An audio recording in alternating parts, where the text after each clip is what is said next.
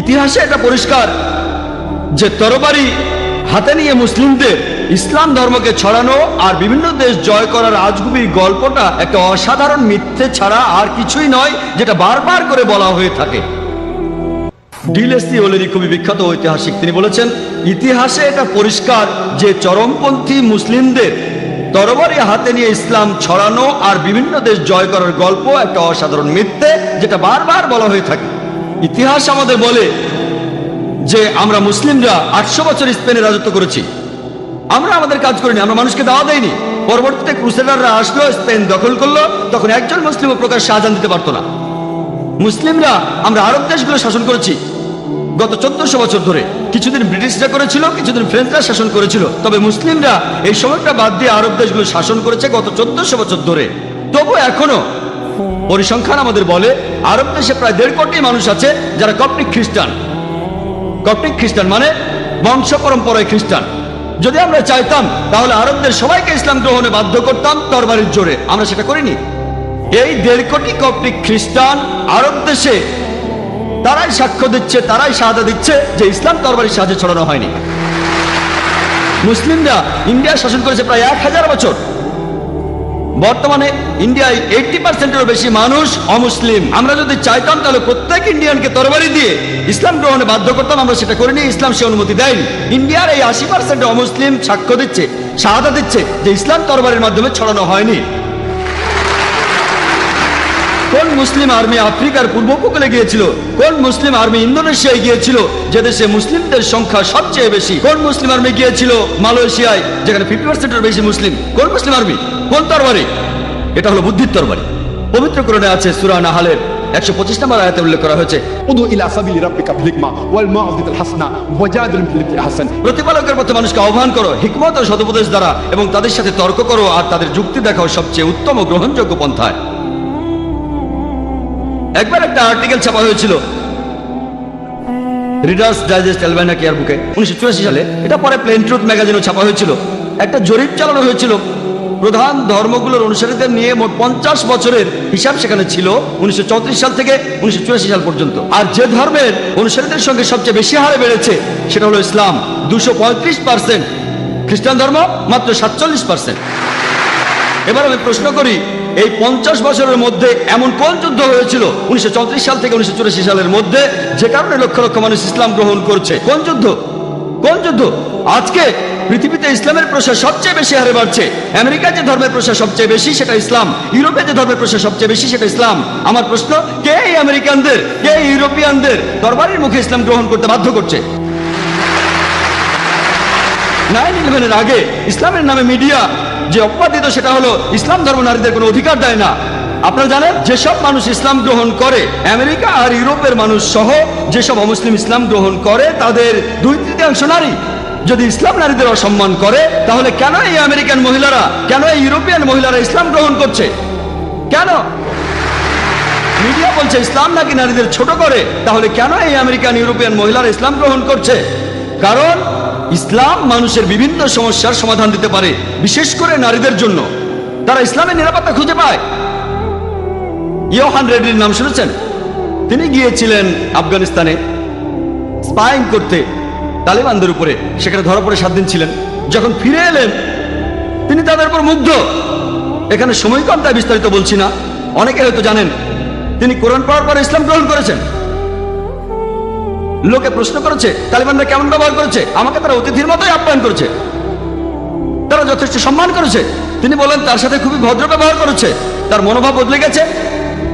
এখন তিনি ইসলাম গ্রহণ করে হিজাব পালন করেন। একজন ব্রিটিশ রিপোর্টার সেখানে গিয়েছিলেন মুসলিমদের বিরুদ্ধে লেখার জন্য, তিনিও ইসলাম গ্রহণ করেছেন আলহামদুলিল্লাহ। আর 9/11-এর পরে যখনই আমি আমেরিকা অথবা ইউরোপে যাই, আগের চাইতে অনেক বেশি অমুসলিম আমার লেকচার শুনতে আসে। তারা আমেরিকান, তারা ইউরোপিয়ান, সবাই আসে। পবিত্র কোরআনে আছে, সূরা ইমরানের 54 নম্বর আয়াতে উল্লেখ করা হয়েছে যে মাকারু মাকারাল্লাহু ওয়াল্লাহু খায়রুল মাকিরিন। আর তারা চক্রান্ত করেছিল, আল্লাহ কৌশল করেছিলেন, আল্লাহ সর্বশ্রেষ্ঠ কৌশলী। 9/11-এর পরে মাত্র 9 মাসের মধ্যে শুধুমাত্র আমেরিকায় 34,000 মানুষ ইসলাম গ্রহণ করেছে।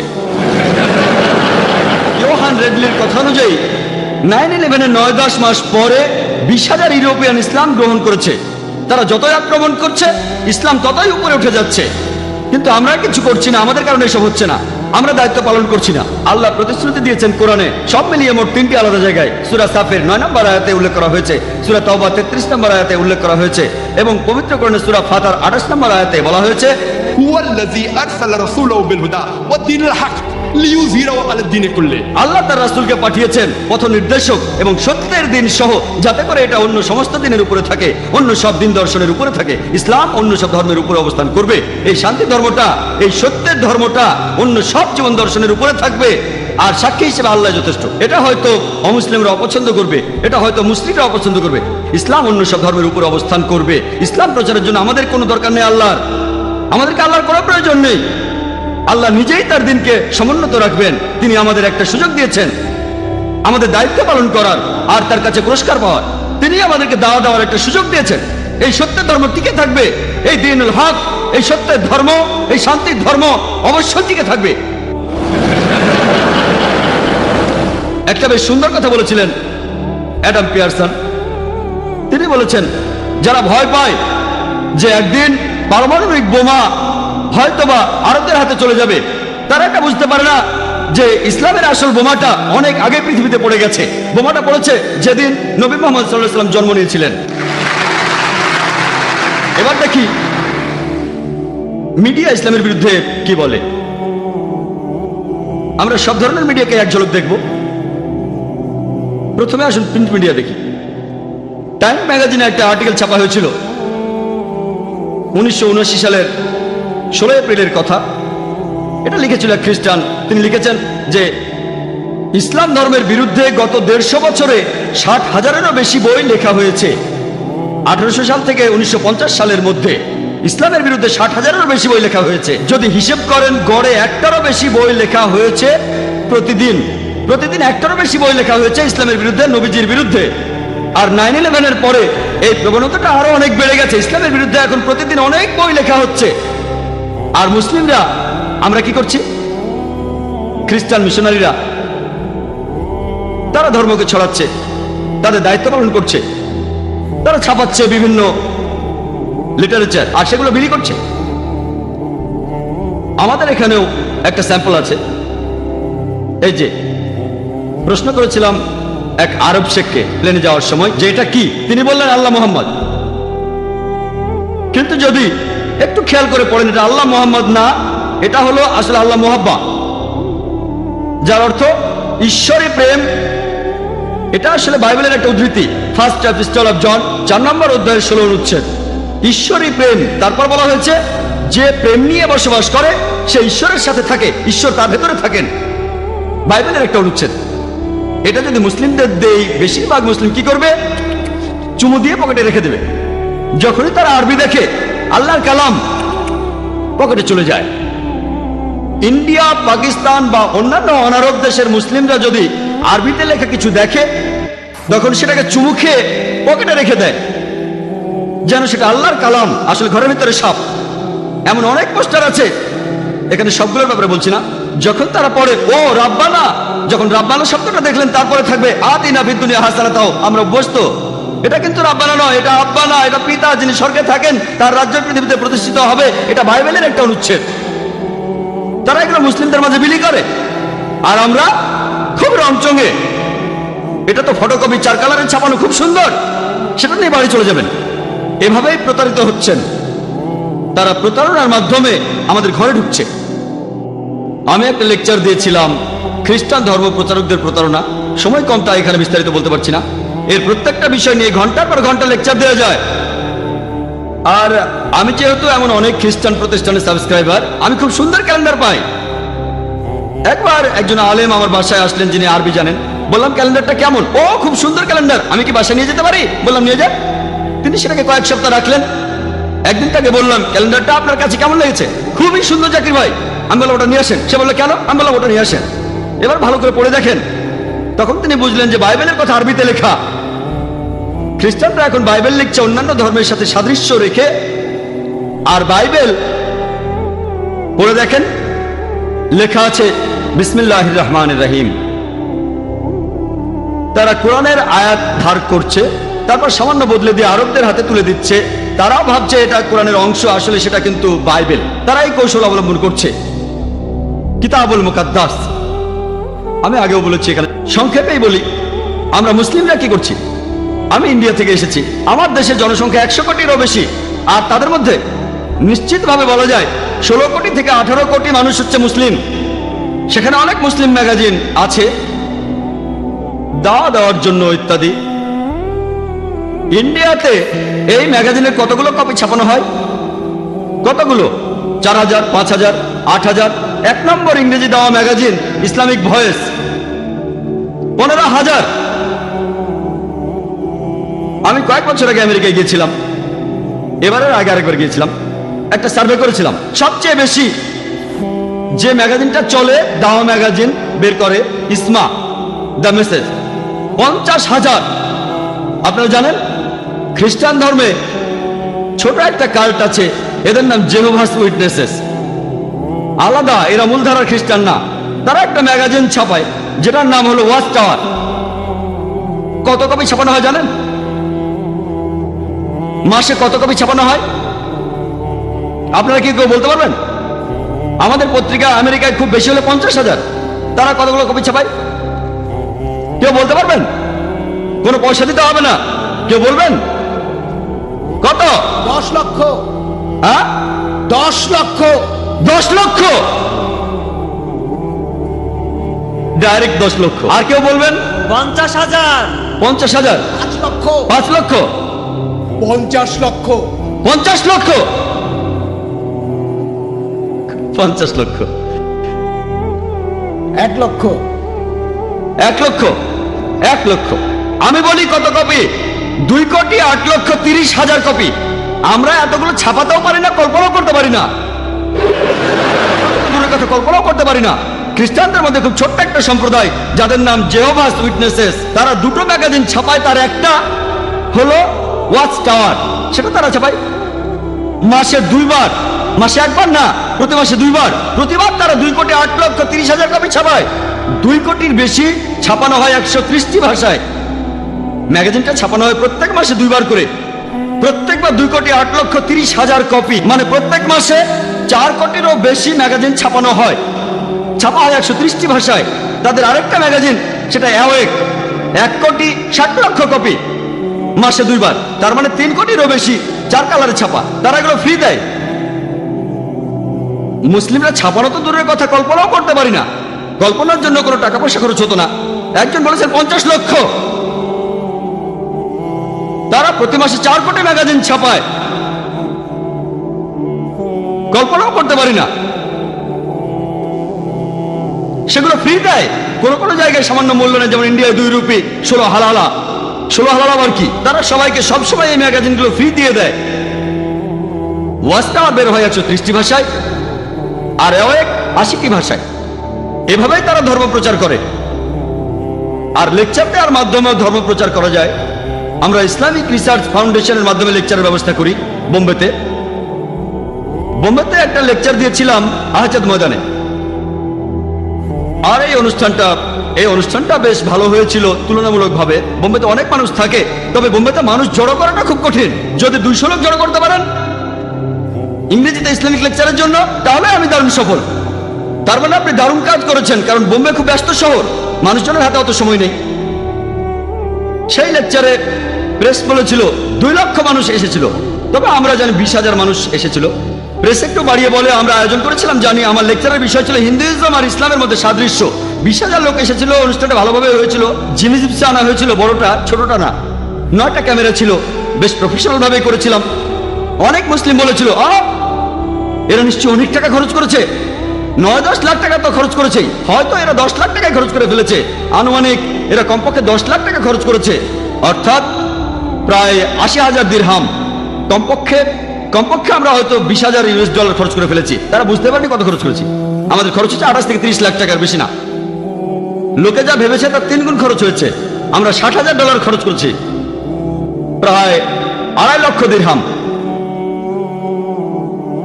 এ কথা কেন বলছি জানেন? আমার লেকচারের মাত্র 2 সপ্তাহ পরে বেনি হিন, আপনারা বেনি হিনের নাম শুনেছেন কেউ?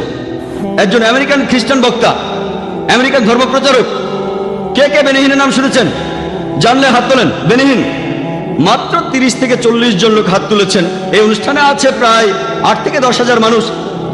8,000-এরও বেশি মানুষ আছে। আমি মাত্র 20-30 জনের হাত দেখছি যারা বেনিহিনের নাম শুনেছেন। কেউ চেনেন না। আসলে খুবই জনপ্রিয়। এমনকি আমিও বেনিহিনকে চিনতাম না তিনি বোম্বেতে আসার আগে। আমার লেকচারে 2 সপ্তাহ পরে তিনি আসলেন। তিনি 3টা লেকচার দিয়েছেন, শুক্র, শনি আর রবিবার, 3 ঘন্টা করে। 3 ঘন্টার লেকচার, শুক্রবার, শনিবার, রবিবার। কত খরচ হয়েছিল জানেন? লোকে বলে যে ও জাকির ভাই উনি তো $20,000 খরচ করেছেন। আসলে আমরা $60,000 খরচ করেছিলাম। এটা জানতে পারলে হয়তো লোকজন অবাক হবেন। আনুমানিক হিসাব। বেনিহিন কত খরচ করেছিলেন জানেন? কত? এবারে সবাই চুপ। খরচ করেছেন $50 লক্ষ। মাত্র 9 ঘন্টার জন্য বোম্বেতে খরচ করেছেন $50 লক্ষ। তাদের বাজেট দেখেছেন? $50 লক্ষ। প্রেস বলেছিল 20 লাখেরও বেশি লোক হয়েছিল, তবে আসলে 1 লাখেরও কম লোক হয়েছিল। তারপরেও বোম্বে শহরে 1 লাখ মানুষ জড়ো করা কঠিন, যাদের অর্ধেকের বেশি মানুষ খ্রিস্টান না। আমিও সেখানে গিয়েছিলাম। সেখানেও জিমে জিমস ছিল। তারা সেগুলো এনেছিল একেবারে আমেরিকা থেকে।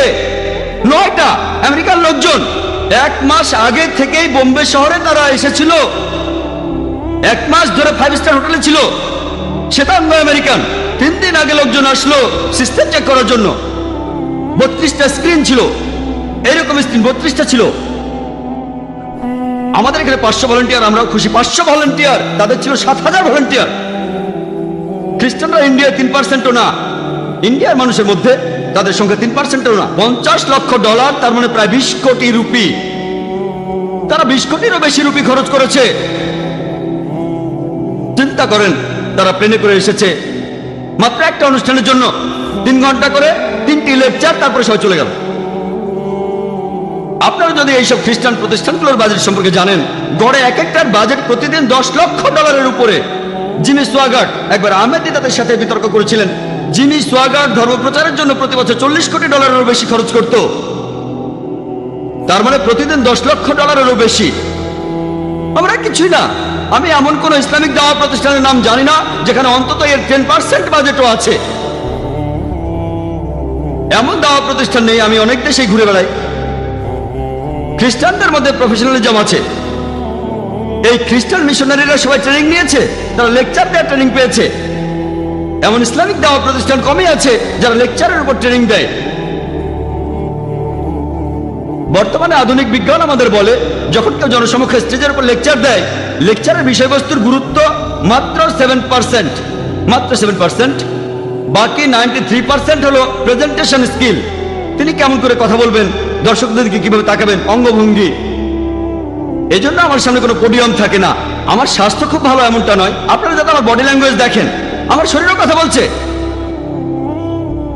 বোম্বেতে ইসলামিক রিসার্চ ফাউন্ডেশনে আমরা মুসলিমদের ট্রেনিং দিয়ে থাকি কিভাবে ইসলামের বাণী প্রচার করতে হবে। আমরা শুধু ইন্ডিয়ানদেরই ট্রেনিং দেই না, বিদেশিদেরও দেই। এখানে আমেরিকানরাও ট্রেনিং নিয়েছে, ব্রিটিশরাও নিয়েছে, সিঙ্গাপুর থেকে এসেছে, আরব আমিরাত, মালয়েশিয়া, সৌদি আরব, ইউনিভার্সিটি থেকে পাশ করা সব বিশেষজ্ঞ। তাদের ট্রেনিং দিয়েছি। তাদেরকে আমরা ট্রেনিং দিয়েছি যে কিভাবে ইসলামের বাণী প্রচার করবেন। এমন কতগুলো মুসলিম প্রতিষ্ঠান আছে। চিন্তা করেন, একজন দায়ী কিভাবে তার অস্ত্রশস্ত্র ছাড়া যুদ্ধক্ষেত্রে যায়। যদি মাইক্রোফোন সিস্টেম ভালো না হয়, কিভাবে লড়াই করব? এটাই তো আমার অস্ত্র। কিন্তু বিভিন্ন ইসলামিক প্রতিষ্ঠান যখন আমাকে আমন্ত্রণ করে, তারা আমাকে 5 স্টার হোটেলে রাখে, কিন্তু সাউন্ড সিস্টেম যাচ্ছে তাই। যখন কেউ আমাকে আমন্ত্রণ জানায়, আমি তাদের বলি সাউন্ড সিস্টেম ভালো হতে হবে। আমি না হয় মেঝেতে সময় সমস্যা নেই, কোনো 5 স্টার হোটেলের দরকার নেই। আমি একজন দায়ী, আমি মেঝেতেও ঘুমাতে পারবো। তবে আমাকে ভালো সাউন্ড সিস্টেম দেন। খরচ তো বেশি না, তবে ভালো একটা প্রফেশনাল সাউন্ড সিস্টেম দেন। এখানে তো খরচ বেশি না, আসলেই কম। 5 স্টার হোটেলের খরচের চাইতে অনেক কম। তারা আমাকে 5 স্টার হোটেলে রাখে, কিন্তু একটা ভালো সাউন্ড সিস্টেমের গুরুত্ব বোঝে না। মুসলিমদের যেটা করা উচিত, মিডিয়ার ক্ষেত্রে আমাদের ট্রেনিং নেওয়া প্রয়োজন। এখানে স্পেশালিটি অর্জন করতে হবে। লেকচার দেয় এক ধরনের স্পেশালিটি, প্রিন্ট মিডিয়া আরেক ধরনের স্পেশালিটি, অডিও মিডিয়া আরেক ধরনের স্পেশালিটি, ভিডিও মিডিয়া আরেক ধরনের স্পেশালিটি। আমাদের স্পেশালাইজড হতে হবে।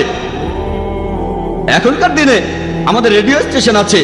কতজন মুসলিম তাদের দায়িত্ব পালন করছে? কতজন? এখন কম্পিউটার আছে, ইন্টারনেট আছে, ইন্টারনেটের প্রথম দিকে ইসলামের পক্ষে যত কথা ছিল তার চেয়ে বেশি ছিল ইসলামের বিপক্ষে। এখন আলহামদুলিল্লাহ মুসলিমরাও ইন্টারনেটে তাদের মতামত জানাচ্ছে, তবে খ্রিস্টানরা অনেক এগিয়ে আছে।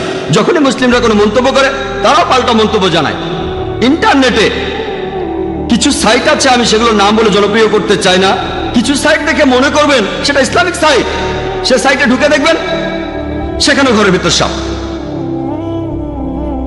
তারা যে ম্যাগাজিনগুলো ছাপায়, ইন্ডিয়ায় একটা প্রতিষ্ঠানের নাম Darul Nijat, home of salvation, আরবি নাম। এই প্রতিষ্ঠানের প্রেসিডেন্ট কে? সুলতান। সুলতানকে সুলতান বল। Nidaye Ummid, call for hope, এটা খ্রিস্টান প্রতিষ্ঠান। এইসব নাম দেখে ভুলবেন না। এই সাইটগুলোর নাম আর আমি বলতে চাই না, কারণ তাহলে আপনারা সেখানে ঢুকবেন, তারপর ভুল জিনিসগুলো শিখবেন। তারা সেখানে এমন সব কথা লেখে যে সাধারণ মুসলিম তারাও ইসলামকে ভুল বুঝতে পারে। তারা পবিত্র কোরআনের কিছু আয়াত বেছে নিয়ে সমালোচনা করে। এখন আপনাদের বলছি যে মিডিয়া একই সাথে খুব ভালো আবার খারাপও।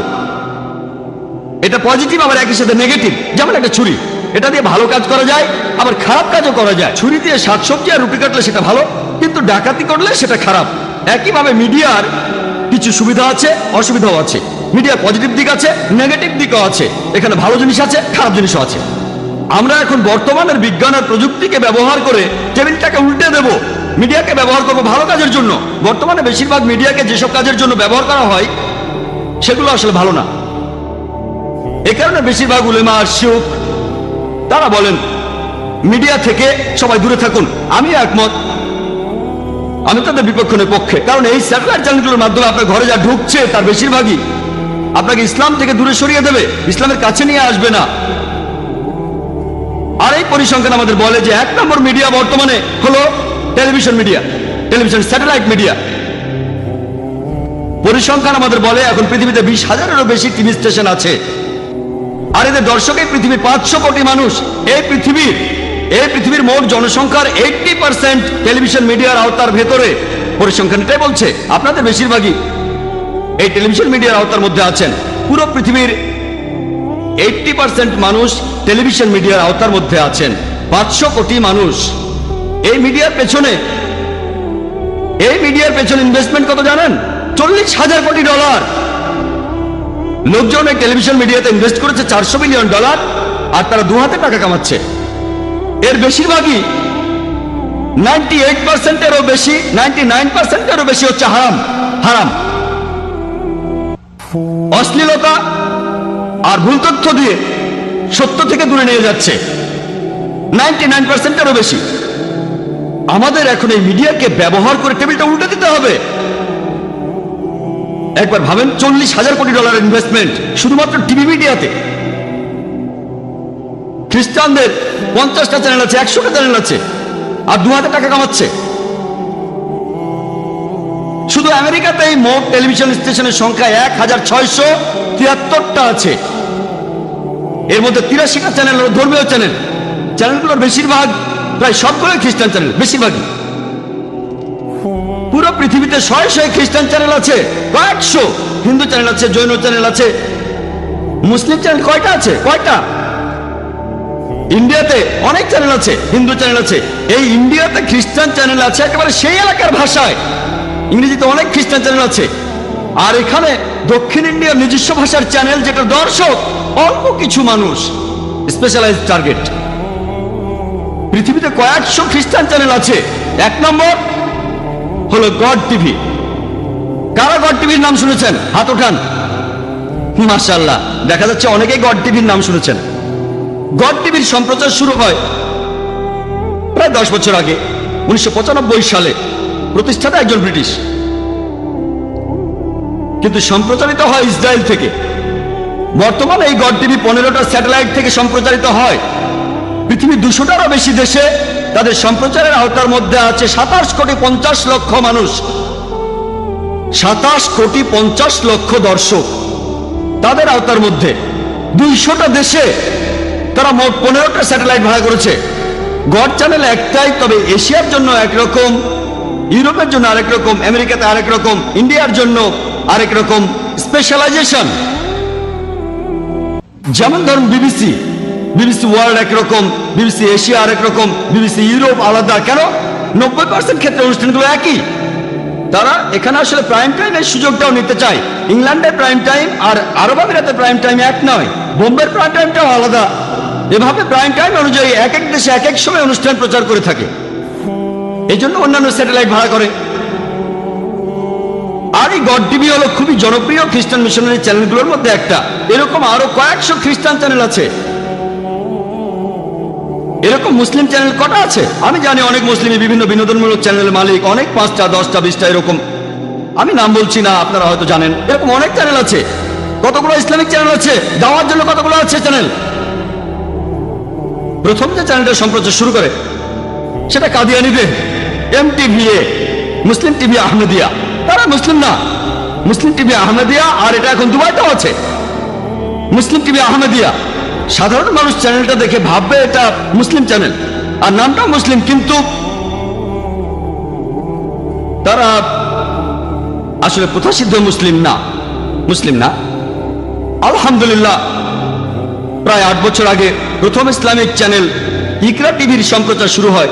তবে এই চ্যানেলটা আরবি ভাষায়, তারপর মাজার টিভি, তারপর ফজর টিভি। তবে এই সবগুলো চ্যানেলই সম্প্রচারিত হয় আরবি ভাষায়, পুরো পৃথিবীর মুসলিম উম্মার উদ্দেশ্যে। তাদের টার্গেট মার্কেট হলো মধ্যপ্রাচ্য। এই চ্যানেলগুলো ইসলামিক চ্যানেল, তবে দাওয়া চ্যানেল নয়। তারা অমুসলিমদের কাছে ইসলাম প্রচার করছে না, বরং মুসলিমদের জন্য অনুষ্ঠান প্রচার করছে। আরো কিছু চ্যানেল আছে যেগুলো রিজিওনাল, শুধু ইউরোপের জন্য। এরকম বেশ কিছু মুসলিম চ্যানেল এখন আছে। এখন আমাদের প্রয়োজন দিন রাত 24 ঘন্টার একটা দাওয়া চ্যানেল, যেটা ইসলাম প্রচার করবে আর বিভিন্ন ভুল ধারণা দূর করবে, যে ভুলগুলো মিডিয়া ইসলামের বিরুদ্ধে ছড়াচ্ছে। আমি এখানে এসেছিলাম কয়েক বছর আগে, সেবারও এসেছিলাম হোলি কোরআন অ্যাওয়ার্ডের আমন্ত্রণে। আর তখন হেডলাইনে এসেছিল এখানকার পেপারে, Khaleej Times, doctor Zakir Naik Islamic TV চালু করার কথা বলেছেন। তখন লেকচার দিয়েছিলাম অ্যালবামে, টপিক আলাদা ছিল, কিন্তু প্রশ্নোত্তর পর্বে বলেছিলাম মুসলিমদের জন্য এখন প্রয়োজন একটা ফুল টাইম স্যাটেলাইট দাওয়া চ্যানেল ইংরেজি ভাষায়। এটাই আন্তর্জাতিক ভাষা। ইসলামিক নিউজ পেপার আছে, সেটা ছাপা হয় উর্দু ভাষায়। কারা এটা পড়ে? শুধু ইন্ডিয়ার মুসলিমরা বা পাকিস্তানের। আরবি ভাষায় নিউজ পেপার আছে, তবে সেগুলো পড়ে শুধু আরবরা। আমি এমন বলছি না যেটা ভুল, তবে আমাদের এখন প্রয়োজন দাওয়ার জন্য নিউজ পেপার, দাওয়ার জন্য টিভি চ্যানেল। আলহামদুলিল্লাহ সুম্মা আলহামদুলিল্লাহ, আমরা সবাই এ দর্শনে বিশ্বাস করি। সামনে যত কাজই থাকুক, অপেক্ষা করবেন না। কাজ যদি খুব বেশি হয়, আমরা খুব ছোট্ট একটা প্রতিষ্ঠান, কাজ যদি বেশি হয়, আল্লাহ আপনাকে যা দিয়েছেন সেটাতেই শুরু করুন। যদি মাত্র 1000 রিয়াল থাকে, 1000 দিরহাম থাকে, সেটা দিয়ে শুরু করুন, ইনশাল্লাহ আপনি সফল হবেন। আর 8 বছর আগে মুসলিমরা স্যাটেলাইট চ্যানেলের মাধ্যমে সম্প্রচার শুরু করেছেন। আর আলহামদুলিল্লাহ সুম্মা আলহামদুলিল্লাহ, আমরাও চেষ্টা করছি প্রত্যেক দিন 8 ঘন্টা থেকে 2 ঘন্টার অনুষ্ঠান 6টা ইন্টারন্যাশনাল স্যাটেলাইট চ্যানেলে প্রচার করতে। 6টা প্রত্যেক দিন। অনুষ্ঠানগুলো শুধু মুসলিমদের জন্য না, যেমন Iqra TV, Q TV, ARY digital Islam channel. আমরা অমুসলিমদের জন্য করি সিনেমার গানের চ্যানেল ইটিসি। 24 ঘন্টা সিনেমার গান হারাম, অন্তত আধা ঘন্টা তো হালাল হচ্ছে।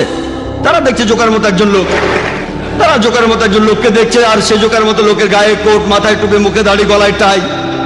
আর অন্য একজন তাকে প্রশ্ন করছে যে ইসলামে কেন একজন পুরুষকে একাধিক বিয়ের অনুমতি দেয়? আবে মজা আয়েগা, খুব মজা হবে। তারপর প্রশ্নটার উত্তর শোনে আর অনেকে মেনে নেয়। তাই আমরা যেটা করি, আমরা অনুষ্ঠানগুলো ফ্রি দিয়ে দেই, টাকা দরকার নেই। কারণ আমরা যদি বলি এই অনুষ্ঠানগুলো তৈরি করতে কয়েক হাজার ডলার খরচ হয়েছে, এগুলোর জন্য চার্জ করলে তারা হয়তো মাত্র একটা অনুষ্ঠান দেখবে, তাই এগুলো ফ্রি দিয়েছি। আর মাশাআল্লাহ অনেক চ্যানেল প্রতিদিন দেখায়, কারণ এগুলো ফ্রি দিচ্ছি। আমরা আখিরাতের জন্য পুরস্কার পাবো ইনশাআল্লাহ। আমি কয়েক বছর আগে অ্যালবামে বলেছিলাম যে আমাদের ইসলামিক চ্যানেল প্রয়োজন, একটা দাওয়া চ্যানেল। আলহামদুলিল্লাহ সুম্মা আলহামদুলিল্লাহ, আপনারাও শুনে খুশি হবেন যে ইনশাআল্লাহ আগামী 2-3 সপ্তাহের মধ্যে আমরা শুরু করতে যাচ্ছি একটা ইসলামিক দাওয়া চ্যানেল। চ্যানেলটার নাম হবে পিস টিভি।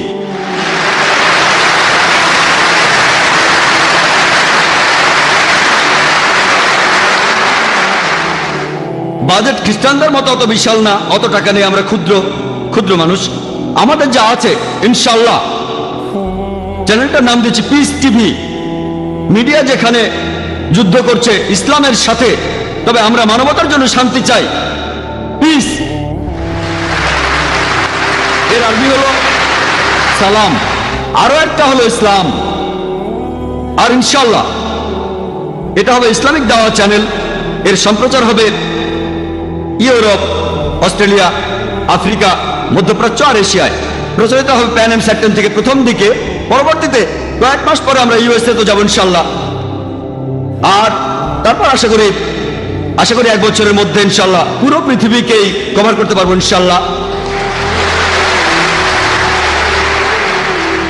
এটা প্রধানত একটা ইংরেজি স্যাটেলাইট চ্যানেল। তবে যে সময়টা প্রাইম টাইম না সে সময়টাও কাজে লাগাতে চাই। যে সময়টা ইউরোপ বা ইংলিশ দেশে প্রাইম টাইম না, ইন্ডিয়া আর পাকিস্তানের প্রাইম টাইম, তখন আমাদের অনুষ্ঠানগুলো দেখানো হবে হিন্দি আর উর্দুতে, যাতে করে ইন্ডিয়ার অমুসলিমদের অনুষ্ঠানগুলো দেখাতে পারি আমরা। তাহলে 25% অনুষ্ঠান হবে হিন্দি আর উর্দুতে, 75% হবে ইংরেজিতে ইনশাআল্লাহ। আপনাদের অনুরোধ করবো আমাদের জন্য দোয়া করতে, যে ইনশাআল্লাহ এই পৃথিবীর মাধ্যমে আমরা এই শান্তি ধর্মটাকে পুরো পৃথিবীতে ছড়িয়ে দেবো ইনশাআল্লাহ।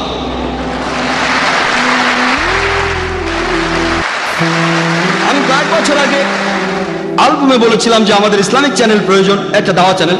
আলহামদুলিল্লাহ সুম্মা আলহামদুলিল্লাহ, আপনারাও শুনে খুশি হবেন যে ইনশাআল্লাহ আগামী 2-3 সপ্তাহের মধ্যে আমরা শুরু করতে যাচ্ছি একটা ইসলামিক দাওয়া চ্যানেল। চ্যানেলটার নাম হবে পিস টিভি।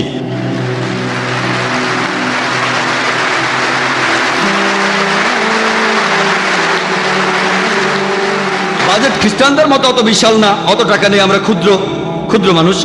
আমাদের যা আছে ইনশাআল্লাহ, চ্যানেলটার নাম দিয়েছি পিস টিভি। মিডিয়া যেখানে যুদ্ধ করছে ইসলামের সাথে, তবে আমরা মানবতার জন্য শান্তি চাই। পিস এর আরবি হলো সালাম, আরো একটা হলো ইসলাম। আর ইনশাআল্লাহ এটা হবে ইসলামিক দাওয়া চ্যানেল। এর সম্প্রচার হবে ইউরোপ, অস্ট্রেলিয়া, আফ্রিকা, মধ্যপ্রাচ্য আর এশিয়ায়। প্রচারিত হবে প্যান এম স্যাটেলাইট থেকে প্রথম দিকে, পরবর্তীতে কয়েক মাস পরে আমরা ইউএসএ তো যাবো ইনশাআল্লাহ। আর তারপর আশা করি 1 বছরের মধ্যে ইনশাআল্লাহ পুরো পৃথিবীকেই কভার করতে পারবো ইনশাআল্লাহ। এটা প্রধানত একটা ইংরেজি স্যাটেলাইট চ্যানেল। তবে যে সময়টা প্রাইম টাইম না সে সময়টাও কাজে লাগাতে চাই। যে সময়টা ইউরোপ বা ইংলিশ দেশে প্রাইম টাইম না, ইন্ডিয়া আর পাকিস্তানের প্রাইম টাইম, তখন আমাদের অনুষ্ঠানগুলো দেখানো হবে হিন্দি আর উর্দুতে, যাতে করে ইন্ডিয়ার অমুসলিমদের অনুষ্ঠানগুলো দেখাতে পারি আমরা। তাহলে 25% অনুষ্ঠান হবে হিন্দি আর উর্দুতে, 75% হবে ইংরেজিতে ইনশাআল্লাহ। আপনাদের অনুরোধ করবো আমাদের জন্য দোয়া করতে, যে ইনশাআল্লাহ এই পৃথিবীর মাধ্যমে আমরা এই শান্তি ধর্মটাকে পুরো পৃথিবীতে ছড়িয়ে দেবো ইনশাআল্লাহ। মুসলিমদের এটা জানতে হবে যে কিভাবে টেবিলটা উল্টে দেওয়া যায়। আমার লেকচার শেষ করার আগে আমি একটা উদাহরণ দেব। গত কয়েক মাস ধরে আপনারা যারা ভারত উপমহাদেশের অধিবাসী, এখন অবশ্য সেটা আন্তর্জাতিক খবর, আপনারা হয়তো সানিয়া মির্জার খবরটা শুনেছেন। সানিয়া মির্জার নাম শুনেছেন? বাবা মাশাআল্লাহ, সবাই জানেন দেখছি। কেন? কারণ হলো মিডিয়া। সবাই সানিয়া মির্জাকে চেনে। কিভাবে? কারণ মিডিয়া চিনিয়েছে। এই মিডিয়ায় তাকে দিয়েছে পাবলিসিটি। এর কারণটা জানেন কেন? কারণ সে একজন মুসলিম। শুধু মুসলিম হওয়ার কারণে না, কারণ সে মুসলিম হয়ে এমন ড্রেস পরেছে, স্কার্ট আর শর্টস। আর তারপরে টাইম ম্যাগাজিন পত্রিকাতে সম্ভবত সেপ্টেম্বরের শেষ সপ্তাহ বা অক্টোবরের প্রথম সপ্তাহে 2005 সালে তার ছবি প্রচ্ছদে। স্কার্ট পরে সে টেনিস খেলছে। কেন জানেন? কেন? আমরা সবাই জানি। গত বেশ কয়েক মাস ধরে মিডিয়ায় একটা নতুন খবর এসেছে যে ফতোয়া জারি করা হয়েছে, সানিয়া মির্জা যে ড্রেস পরে মিনি স্কার্ট, সেটা হারাম, এটা নিষিদ্ধ। তখন এটা নিয়ে খুব হইচই হয়ে গেল। সব মিডিয়া, টিভি চ্যানেলগুলো মুসলিম ওলামা বিশেষজ্ঞদের কাছে গেল যে এটা ঠিক না ভুল। সবাই তখন বললো এটা হারাম হারাম হারাম, আর তখন খবরটা ছড়িয়ে পড়লো। মিডিয়া ঠিক এই কাজটাই করে, ইনফরমেশন জোগাড় করে, তারপর যেভাবে উপস্থাপন করে, তখন অমুসলিমরা ভাববে এটা কোন ধরনের ধর্ম। একজন মহিলা খেলাধুলা করছে আর ধর্ম তাকে বাধা দিচ্ছে। ইসলাম ধর্মের নিয়ম কারণ আমরা বদলাতে পারবো না, যেটা ভুল সেটা ভুল, কিন্তু কিভাবে বলছেন সেটাই ইম্পর্টেন্ট। আল্লাহ পবিত্র কোরআনে সূরা নাহলের 125 নম্বর আয়াতে উল্লেখ করেছেন, উদু ইলা সাবিলি রাব্বিকা বিল হিকমা ওয়াল মাউযিজাতিল হাসানা ওয়াজাদিলহুম বিল্লাতি আহসান। প্রতিপালকের পথে মানুষকে আহ্বান করো হিকমত ও সদুপদেশ দ্বারা, এবং তাদের সাথে তর্ক করো ও যুক্তি দেখাও সবচেয়ে উত্তম ও গ্রহণযোগ্য পন্থায়। আমাকে যখন প্রশ্নটা করা হলো, আমি সাধারণত মিডিয়ার সামনে কথা বলি না, এটা অবশ্য অন্য কারণ আছে, নর্মাল মিডিয়াগুলো, এর কারণটা আমি পরে বলবো, পরে আমি কারণটা বলবো। তবে বোম্বেতে আমরা প্রতি সপ্তাহে লেকচার আয়োজন করি, প্রশ্নোত্তর পর্ব থাকে, সেই লেকচারে কয়েকশো মানুষ এসেছিল। একজন আমাকে এই প্রশ্নটা করেছিল, আমি তাকে বলেছিলাম আমাদের জানা উচিত কিভাবে মিডিয়ার সাথে কথা বলতে হবে। আমি প্রথমে আন্তর্জাতিক মিডিয়াকে প্রশ্ন করব যে আপনারা কেন প্রশ্নটা করছেন মুসলিম ওলামাদের, মুসলিম শিয়ুখদের আর বিশেষজ্ঞদের, যে সানিয়া মির্জা যে পোশাকটা পরছে সেটা ঠিক না ভুল। সে তো র্যাঙ্কিং এ 34 নম্বর। কত নম্বর? 34 নম্বর। আপনারা কেন এই প্রশ্নটা কোনো খ্রিস্টান ধর্মযাজককে করছেন না সেরেনা উইলিয়ামসের ব্যাপারে? সেরেনা উইলিয়ামস র্যাঙ্কিং এ 1 নম্বর। আপনারা কেন খ্রিস্টান ধর্মযাজকদের প্রশ্নটা করছেন না যে সেরেনা উইলিয়ামস যে পোশাকটা পরে সেটা ঠিক না ভুল? তাদের প্রশ্ন করুন না। আপনারা ভ্যাটিকান সিটির পোপের কাছে প্রশ্ন করুন, সেরেনা উইলিয়ামস যে পোশাকটা পরে, অথবা সানিয়া মির্জার আগে যারা আছে 33 জন, তাদের অধিকাংশই হচ্ছে খ্রিস্টান। আপনারা খ্রিস্টান ধর্মযাজক আর পোপকে প্রশ্ন করুন তাদের পোশাকটা ঠিক না ভুল। খ্রিস্টানদের বাইবেল পড়লে দেখবেন, বাইবেলের বুক অফ ডিউটেরোনমি বলছে 22 নম্বর অধ্যায়ের 5 নম্বর অনুচ্ছেদে মহিলারা এমন কোনো পোশাক পরবে না যেটা পুরুষের পোশাকের মতো, পুরুষরা মহিলাদের পোশাক পরবে না। যারা এমনটা করবে তারা প্রভুর ঘৃণার পাত্র হবে। 1 তিমথি 2 নম্বর অধ্যায় 9 অনুচ্ছেদে আছে যে মহিলারা পোশাক পরবে শালীনতার সাথে, সংযমের সাথে। তারা কোনো রকম অলংকৃত চুল পরবে না, অথবা স্বর্ণ বা মুক্তা বা দামি পোশাক পরবে না। একজন খ্রিস্টান মহিলারও শরীর ঢেকে রাখা উচিত। আপনারা খ্রিস্টান নানদের ঠিক সেভাবেই দেখেন। নানদের কেমন দেখেছেন? তাদেরকে মুসলিম মহিলাদের মধ্যে দেখায়। আপনারা যদি কখনো মাদার মেরির ছবি দেখে থাকেন, তাকে আল্লাহ শান্তিতে রাখুন, তার শরীর মাথা থেকে পা পর্যন্ত ঢাকা, শুধু মুখ আর কবজি পর্যন্ত হাত খোলা। আপনারা বরং পোপকে জিজ্ঞেস করুন বা খ্রিস্টান ধর্মযাজকদের, যদি একজন নান তার হিজাব ছেড়ে মিনি স্কার্ট পরে টেনিস খেলে, তখন তিনি কোন ফতোয়া দেবেন? তিনি তখন কি বলবেন? আমাদের ধর্মে প্রত্যেক মুসলিম নারী, প্রত্যেক মুসলিম মহিলা ধার্মিক। খ্রিস্টানদের কাছে নানরা যেমন ধার্মিক, তারা সবাই শালীন। মিডিয়াকে ঠিক এইভাবেই উত্তর দিতে হবে। এ ব্যাপারে মুসলিমদের মধ্যেও দুটো ভাগ ছিল। বেশিরভাগ ওলামা আর শিয়ুখ তারা বলেছেন এটা ভুল। তাদের কেউ কেউ তখনই ফতোয়া জারি করে দিলেন। তবে তখন কিছু তথাকথিত আধুনিক মুসলিম তারা কি বলেছিল জানেন? খেলাধুলার মধ্যে ইসলাম ধর্ম নাক গলাচ্ছে কেন? একজন মুসলিম পলিটিশিয়ান বলেছেন এই শিয়ুখরা, এই ওলামাগণ খেলাধুলা সম্পর্কে কিছু জানে না, তাই তারা চুপ থাকলেই ভালো। আমি সেই পলিটিশিয়ানকে বলছি, আপনি যদি ইসলাম সম্পর্কে না জানেন তাহলে আপনারই চুপ থাকা ভালো। এক হিন্দু পলিটিশিয়ান যিনি বলেছিলেন যে সানিয়া মির্জা আমাদের দেশের একটা গর্ব। যে লোক সানিয়া মির্জার বিরুদ্ধে কথা বলবে সে দেশদ্রোহী, সে দেশকে ভালোবাসে না, সে দেশকে ভালোবাসে না। স্টেটমেন্ট। আমি বলেছিলাম যে লোক সানিয়া মির্জার এই পোশাকটাকে সমর্থন করে সে বেদের বিরুদ্ধে কথা বলছে। কারণ হিন্দুদের বেদ বলছে, ঋগ্বেদের 10 নম্বর গ্রন্থের 85 নম্বর অনুচ্ছেদের 30 পরিচ্ছেদে মহিলারা পুরুষদের মতো পোশাক পরবে না, আর পুরুষরাও তাদের স্ত্রীদের মতো পোশাক পরবে না। এরপর ঋগ্বেদে আছে 8 নম্বর গ্রন্থের 33 অনুচ্ছেদের 19 নম্বর পরিচ্ছেদে বলা হয়েছে যে ব্রহ্মা মহান ঈশ্বর তোমাদের নারী বানিয়েছেন, তার দৃষ্টি আনত করো আর পর্দার আড়ালে থাকো। তাহলে হিন্দু ধর্মগ্রন্থ বলছে স্কার্ট পরা হারাম। তাহলে যেসব ইন্ডিয়ান স্কার্ট পরাকে সমর্থন করেন, আমি তাদের বলছি এই হিন্দু পলিটিশিয়ান তার ধর্মগ্রন্থের বিরুদ্ধে কথা বলেছেন। এভাবে টেবিলটাকে উল্টে দেন। আমাদের দিকে কেন গুলি ছোড়া হবে? হিন্দুদের জিজ্ঞেস করেন না এটা কি ইন্ডিয়ান কালচার? এছাড়াও আরেকজন হিন্দু পলিটিশিয়ান তিনি বলেছিলেন যে এটা হলো ইন্টারন্যাশনাল স্পোর্টস।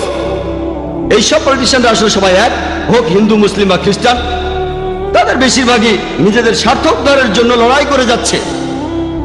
এই হিন্দু পলিটিশিয়ান তখন বললেন এটা ইন্টারন্যাশনাল স্পোর্টস, তাই তাকে এখানে তাদের নিয়ম অনুযায়ী পোশাক পরতে হবে। আর মানুষজন জানে না যে পোশাকটা পরে এতে করে তার পারফরমেন্স ভালো হয়। আচ্ছা ঠিক আছে, মানলাম, এটা মেনে নিলাম।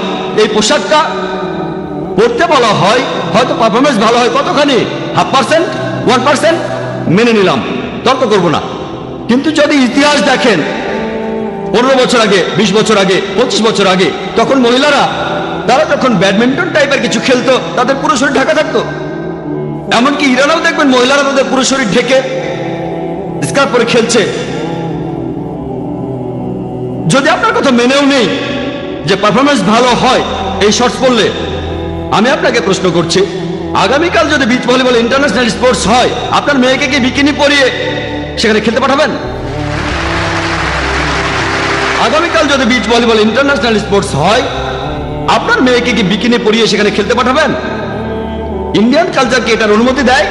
তারপর তারা বলবেন সুইমিং এ প্রতিযোগীরা কম পোশাক পরে ভালোভাবে সাঁতার কাটার জন্য, এজন্য পুরুষরা শুধু একটা ব্রিফ পরে আর মহিলারা বিকিনি পরে। তবে আপনাদের এটাও বুঝতে হবে, মানতে হবে, যদি কোনো পোশাক না পরেন পারফরমেন্স আরো ভালো হবে। তাহলে কি মহিলাদের নগ্ন হয়ে সাঁতার কাটতে বলবেন? এই দ্বিমুখী নীতি কেন? তখন তিনি বলবেন না না, এটা অশালীন। আপনাদের শালীনতা লেভেল এখানে, আমাদের শালীনতা লেভেল এখানে। আপনাদের এই ব্যাপারটা বুঝতে হবে, আপনাদের কাছে যেটা শালীন আমাদের কাছে সেটা অশালীন। কেন আপনারা এই নিয়মটা করছেন না যে সুইমিং এ পুরুষ মহিলা নগ্ন হয়ে সাঁতার কাটবে, এতে পারফরমেন্স আরো ভালো হবে? কিন্তু না, তাদের শালীনতার লেভেল এখানে। তাই এভাবে উত্তর দিয়ে টেবিলটাকে উল্টে দিতে হবে। দুর্ভাগ্যজনকভাবে আমরা চুপচাপ বসে থাকি, আমরা মিডিয়ার কাছে নিজেদের হাসি পাত্রে পরিণত করেছি। প্রশ্নটার ব্যাপারে আসি, ওলামাদের কিভাবে উত্তর দেওয়া উচিত। আমি এই সব ওলামাদের বিপক্ষে নই, আসলে তারা মিডিয়ায় কথা বলতে অভ্যস্ত নন। যদি আমাকে কেউ প্রশ্নটা করে ইসলামিক দৃষ্টিভঙ্গি এ ব্যাপারে ইসলাম কি বলে যে সানিয়া মির্জা একজন টেনিস খেলোয়াড় হয়ে যে রকম পোশাক পরে এটা ঠিক না ভুল, আমি উত্তরে বলতাম সানিয়া মির্জা সম্পর্কে বলার আগে আমি আরেকটা কথা বলি যে অনেক মুসলিম পুরুষ আছেন যারা ক্রিকেট খেলেন, ইন্ডিয়ান টিমে খেলেন, অন্যান্য টিমেও খেলেন, তাদের অনেকেই সালাহ আদায় করেন না। সহিহ মুসলিম বলছে বুক অফ সালাতে ঈমান আর কুফরির মধ্যে ব্যবধানটা হলো সালাহ। সালাহ হলো তাওহীদের পরে সবচেয়ে গুরুত্বপূর্ণ স্তম্ভ, খুবই গুরুত্বপূর্ণ। শিরক করার পর সবচেয়ে বড় গুনাহ হলো সালাহ আদায় না করা। তাই আমার মত অনুযায়ী যেসব মুসলিম পুরুষ ক্রিকেট খেলেন আর সালাহ আদায় করেন না, তারা সানিয়া মির্জা চাইতে বড় গুনাহগার। সানিয়া মির্জা সালাহ আদায় করে।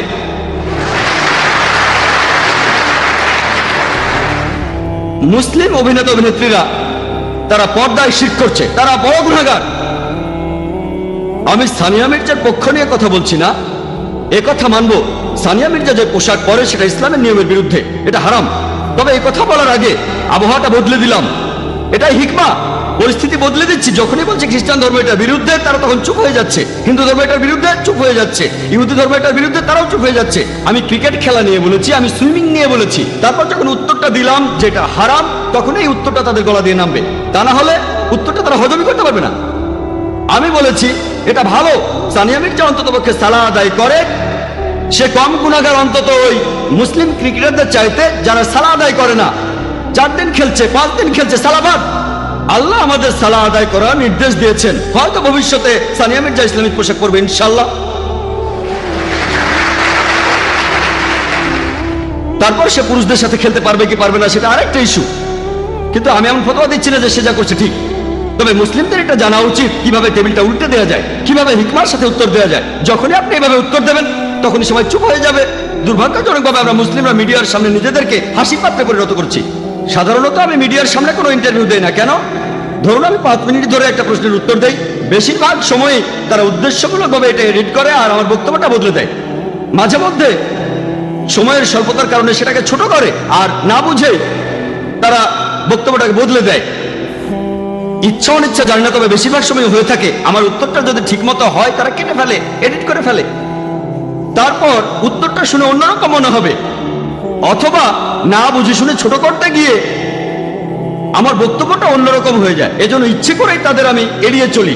যদিও অনেক মিডিয়া থেকে আমাকে আমন্ত্রণ জানানো হয়, অনেক আন্তর্জাতিক মিডিয়াতে ইন্টারভিউর জন্য ডাকা হয় আমাকে, বেশিরভাগ সময় এড়িয়ে চলি।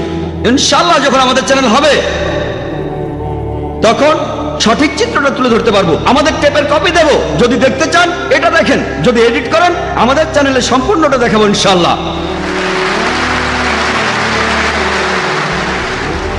একটা চ্যানেল শুরু করা নিঃসন্দেহে খুবই কঠিন কাজ, আর তারপর একটা চ্যানেল শুরু করে কোরআন এবং সহিহ হাদিস অনুযায়ী সেটাকে চালানো, সেটা আরো কঠিন কাজ। ইনশাআল্লাহ আমি আল্লাহর কাছে দোয়া করছি, আপনারাও দোয়া করবেন যাতে সঠিক পথে চলতে পারি, কোরআন সহিহ হাদিস মেনে চলতে পারি, আর যেন এভাবে ইসলামকে ছড়াতে পারি। আমার লেকচার শেষ করার আগে পবিত্র কোরআনের একটি উদ্ধৃতি দিচ্ছি। সূরা ইসরার 81 নম্বর আয়াতে বলা হয়েছে, वकुल जाल हक वज़ाकल बातिल। إن الباطل كان زهوقا। যখন সত্য এসে মিথ্যের সামনে দাঁড়ায়, মিথ্যে বিলুপ্ত হয়ে যায়, কারণ মিথ্যা প্রকৃতিগত কারণে বিলুপ্ত হয়ে যাবে। ওয়া আখিরু দাওয়ানা আলহামদুলিল্লাহি রাব্বিল আলামিন।